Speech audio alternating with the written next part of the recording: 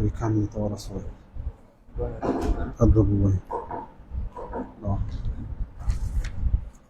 سورة البقرة آية نمبر 90. أعوذ بالله من الشيطان الرجيم. بسم الله الرحمن الرحيم. بئس ما اشتروا به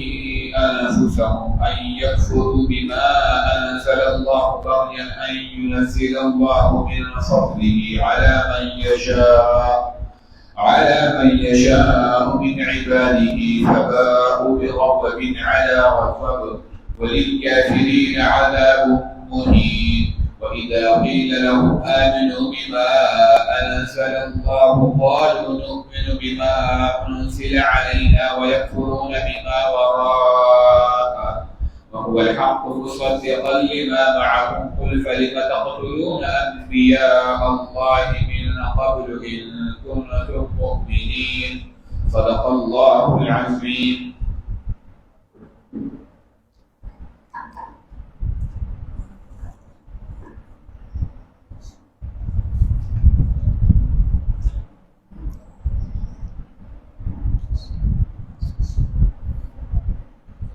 الحمد لله وحده والصلاة والسلام على من لا نبي بعده. أما بعد، قال الله تعالى في محكم كتابه: أعوذ بالله من الشيطان الرجيم. بسم الله الرحمن الرحيم. بئس ما اشتروا به أنفسهم أن يكفروا بما أنزل الله إلى آخر الآية. اور اللہ تعالیٰ پدے آیاتوں کی د یهودو یو بل بد قباحت ذکر کړي او یهود هم د بنی اسرائیل امغه مخکې ذکر کړیو چې الله تعالی د دوی د قباحتونو ذکر کړي. نو د نبی له صلوات و سلام امت ته بکیم ترغیب دی چې تاسو د دې خلکو د صفاتو نه ځان وساتئ. نو اوس دې آیاتونو کې الله تعالی د هغوی یو بد صفت چې حسد دی او ضد دی او بغض دی الله تعالی ذکر کړي چې ګور دا دومره عجیبه خلک دي چې دوی د دې حسد د وجې نه او د دې بغض د وجې نه داسې ده چې په دې کفر باندې ځان بالکل خرڅ کړی دی. لکه عام طور باندې موږ وایو د یو انسان د یو کار سره دومره شوق دی لکه بس هم د دقې نه تاویږي را تاویږي او ته وایې چې د زندګي ټوله دقه ده. نو دې کافرانو د حسد او د بغض د وجې نه دا ځان په دې کفر باندې استخرص کړی دی. د نبی صلی الله علیه وسلم سره بغض ساتي د هغې د وجې نه. دې وجې نه موږ ذکر کړي وو چې د نبی صلی الله علیه وسلم په ژوند کې په دې یهودو کې د لسو نه زیات کسان نه دي مسلمان شوي. کنه ګوره د کم کم ځایونو نه خلک راغله په نبی صلی الله علیه وسلم باندې ایمان راوړ، خو دوی د خپل حسد او بغض راغستي وو نو خواوشا ورسره اوسېدل خو په نبی صلی الله علیه وسلم باندې ایمان راوړ. د دوی یو مشر حیی ابن اخطب دا نوم دی. وایي هغه ته چا وویل چې ستا د نبی صلی الله علیه وسلم مبارک څه خیال دی؟ وایي هغه ورته چې بالکل ما ته پته ده چې دا د الله تعالی رسول دی، پیغمبر دی، په کتابونو کې ما لوستي دي، خو زما د دې انسان سره نفرت دی او بغض مې دی ورسره، نو دې وجې نه به ده باندې ایمان نه راوړم. نو الله تعالی دلته کې د هغوی هغه بد قباحت ذکر کوي چې ګوره بئس ما اشتروا به انفسهم، ډېر بد هغه شی دی چې دوی خرڅ کړی دی د هغې په بدل کې خپل ځان. نو دنیایي پیدې اغستې دي، دنیایي مشري اغستې ده. ان یکفروا چې دوی انکار وکړو بما انزل الله په هغه کتاب باندې چې الله تعالی نازل کړی دی د څه د وجې نه؟ بغیا، د وجې د حسد نه. ان ينزل الله من فضله على من يشاء من عباده، چې الله تعالی نازل کړي خپل فضل په چا باندې چې وغواړي په خپلو بندګانو کې. نو دوی به دا خبره کوله چې یاره په دې مکه معظمه کې ډېر لوی لوی خلک موجود دي، مالدار خلک موجود دي، سرداران موجود دي، نو دا نبوت چې دي یتیم انسان ته ملاوېدو نو موږ یې الله ولې نه راکوي؟ الله تعالی ورته وایي ګوره ان ينزل الله من فضله على من يشاء من عباده، دا خو زما فضل دی نبوت چې زه یې چاله وغواړم او ویلې ورکوم. دا په مالدارۍ باندې، په حسب باندې، په نسب باندې نه ده، بلکې دا الله تعالی فضل دی. نو دوی به دا اعتراض کوو. دې وجې نه علما وایي چې دا حسد چې دی نو ډېر عجیبه بیماري ده. نبی علیہ الصلوۃ والسلام فرمایي ان الحسد یأکل الحسنات کما تأکل النار الحطب، چې دا حسد دا انسان د نیکۍ دي سخري لکه ولرګو ته چې انسان اور ورته کی او د لرګي ستېره کی د قشان د انسان د نیکۍ د حسد خوري. حسد څه ته ویل کی؟ روح حسد دې ته ویل کیږي چې انسان د چا سره یو نعمت وي، مثلا انسان له الله تعالی علم ورکړی دی، مال ورکړی دی، عزت ورکړی دی، او ته دا وی چې الله تعالی د دنه واخلي کمال راکې او کنه راکې خو چې دنه واخلي د حسد ویل کی. او یو غیبته ده، غیبته جایز ده، غیبته دا چې انسان الله تعالی نعمت ورکړي او ته چې الله تعالی دې روزي کې خو دې د قشن مال امرکی، نو دا جایز نه پدې کې. نو دې يهودو چې دا بیماری او چې به حسد کوو، نو پیغمبر علیه الصلاۃ والسلام فرمایي چې دې حسد د وجې نه دوی د ایمان هم محروم شول. علامه ابن الجوزی رحمه الله په یو کتاب کې لیکلي دي چې حاسد انسان لپاره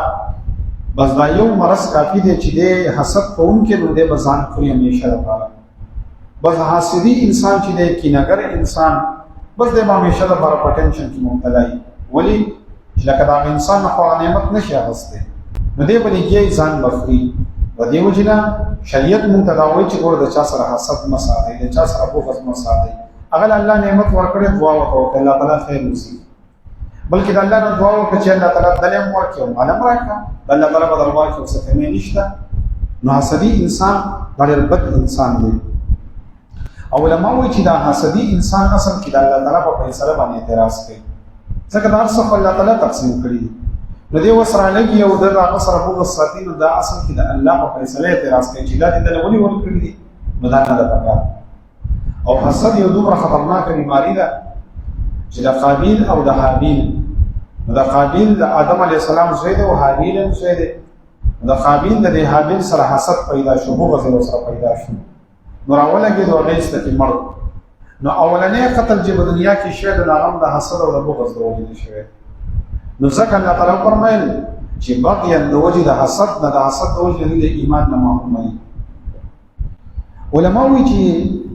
درې کسان داسې دي چې هغه د انسان د علم نم پیدا نشي اغوستی. نو یو باغی کې د انسان چې د قریبي ملګری دی، چې کله د انسان سره یو ملګری یو هغه د کلاس پیلو دی او د وخت نو سبا روان دی، نو که یو بل د هغه ملګری ډېر چوته عالم وي او هغه هغه شان د کې هغه زور ملګری ښکاري، نو بعد ټایم کې چې نو سپېړه ولم ورکې لګوي ته به کې مولا کوي او تم مز دا خبرې خلکو ته کوي، ولې چې هغه سره هغه زور تعلق وي، نو د علم نه چې هغه پیدا نشي اغوستی. د حضرت ابو درداء رضی الله تعالی عنہ صحابي دغه احادیث بیانول د پیغمبر علیه الصلاۃ والسلام، نو دا د لرو زګونو مولا خلق راتل ډېر د لري نه د صحابه کرامو دا معمول چې د یو حدیث په سبب د سفرونو کوي. دا هم ته د دین در په اسانه ملاو شوی د سره احساس نشته. حضرت ابو درداء رضی الله تعالی عنہ یو ځل په شام کې دته سره راغی، ډېر زیات سفر یې کړی و، جمعات ته راغی، په ده باندې سلام واچوه، یا وایي زه راغلی یم د مدینې منورې نه، او ما واغستو د دې دپاره چې لکه زه شام ته ځم، لکه زه به داسې یم چې دې ځای یو انسان د یو حدیث پسې لاهور ته مثلا لاړ شي، لا د دې نه هم ګټه فاصله. نو شام ته سفر وکړو، لاړو دې په جومات کې ناست وایي ما ته داسې معلوم شوي دي چې تاسو سره د پیغمبر علیه السلام یو حدیث دی، یا وایي کاغذ راته بیان کړو نو ډېره پخه وکړي. هغه ته وایي ته صرف د دې حدیث پسې راغلی وې او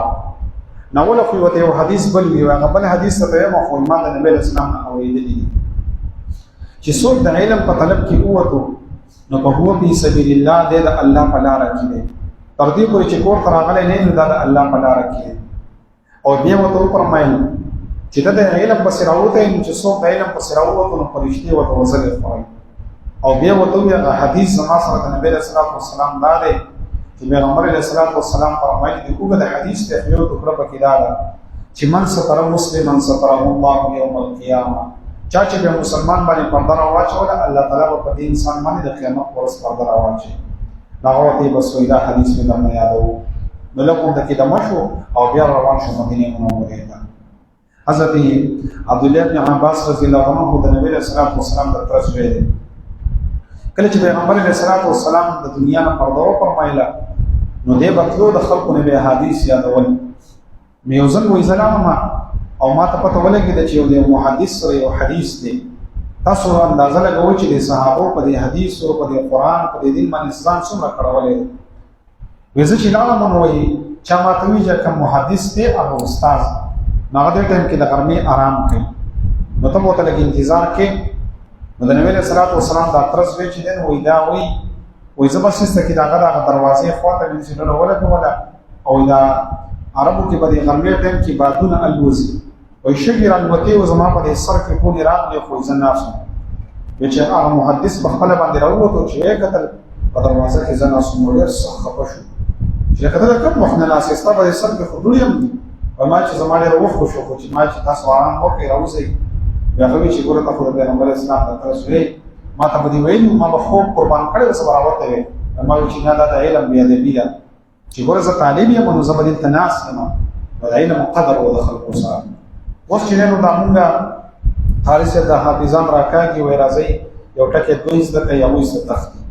توبای بسر کې یو یې تختی مو ته چې کوم سره واستي شاوي وای او یې برکوت ولی علم قدر نشته نو بیا هغه چې راوته هغه محدث نو ته حدیث بیان کو نو بس دا ځکه هغه رخصت شوی زما کار وشو نو ګور صحابه کرامو کې د علم په جذبه او د علم په طلب یو بل صحابي هغه شوی ما په کوټه باندې کار کوو په بدی کې اوسه راغی او په اسمان دي سور او هم صحابي وای ما ته وی چې زدر کوشم او کتب راخېږي وای ما ته وی چې مړه تم را کوزي او زم نه راخېږي ما خو یو حدیث تاسو سره د نبی له سلام نه اوریدل هغه حدیث راته بیان کوم خبري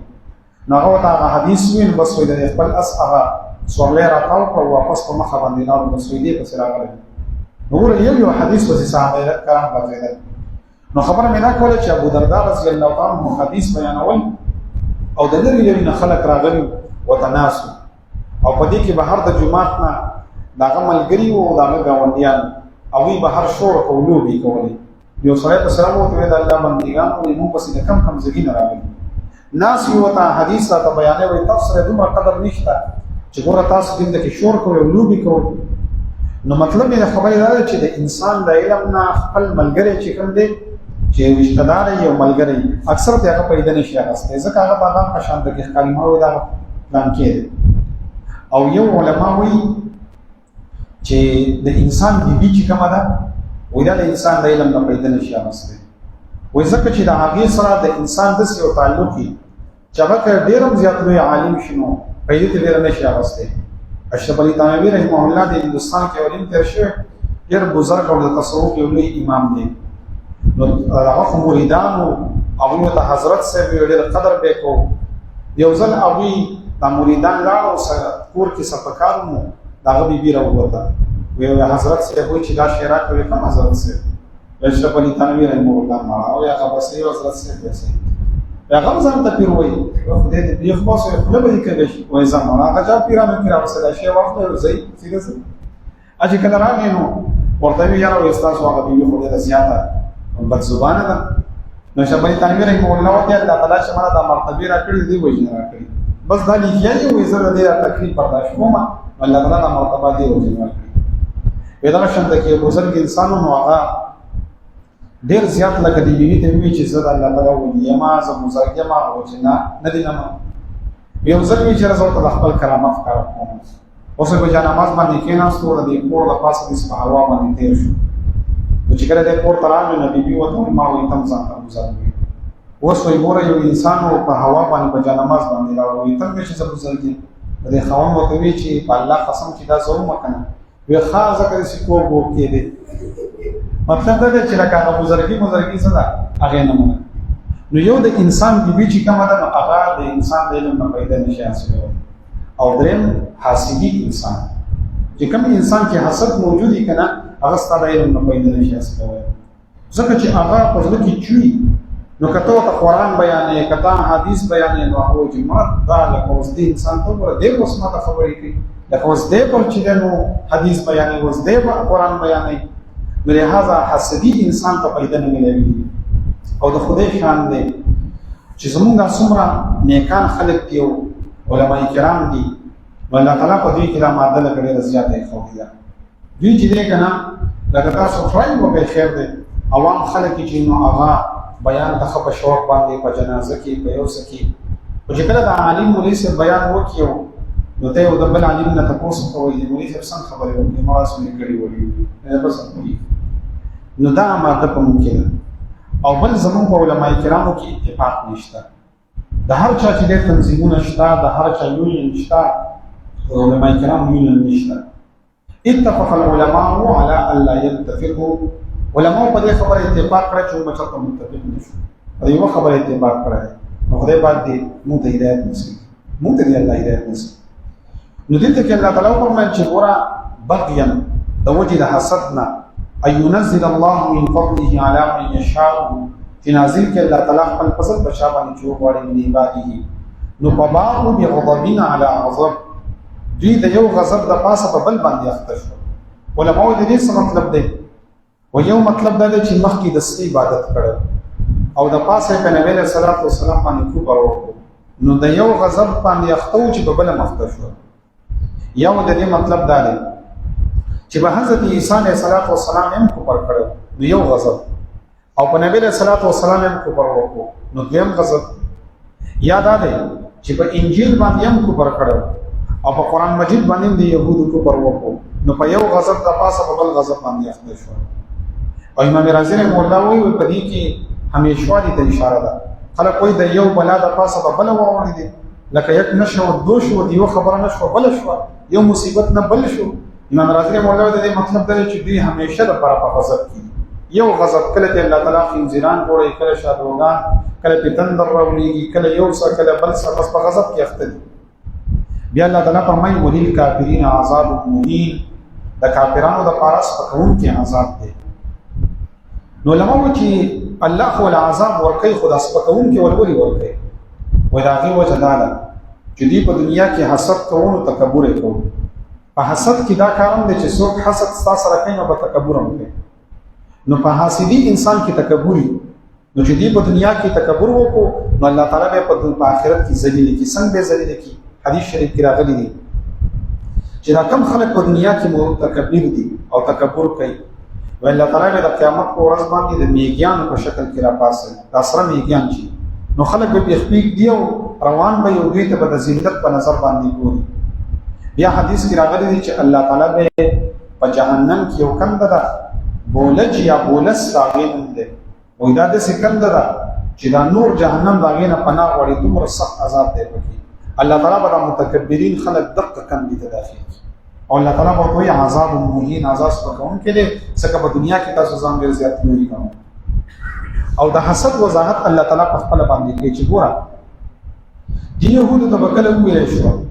چې تاسو ایمان راوړئ په کتاب باندې چې پیغمبر علیه السلام نازل شوی نو دی بسوي نه وای زموږ پر خپل کتاب پوره دی تورات پوره دی زموږ بل کتابونو ته ضرورت نشته